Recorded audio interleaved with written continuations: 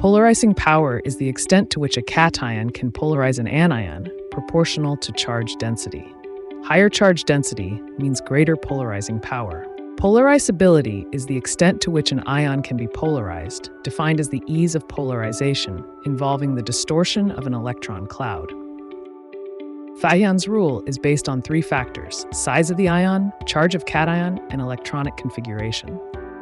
Smaller cations and larger anions lead to greater covalent character in ionic bonds due to increased polarizing power. Greater charge on cations results in higher covalent character of ionic bonds.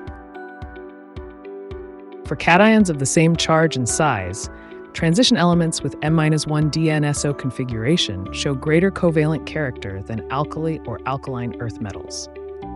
The first rule indicates that smaller cations have high charge density, leading to increased polarizing power and more covalent compounds. The second rule states that larger anions, with less effective nuclear charge, can be easily polarized, enhancing covalent character. In cases like HgCl2 and calcium chloride, where cation sizes are similar, we analyze electronic configurations to determine covalent character. Hg2+ has a pseudo-octet configuration of 6 5D10, affecting its covalent character in comparison to Ca2+.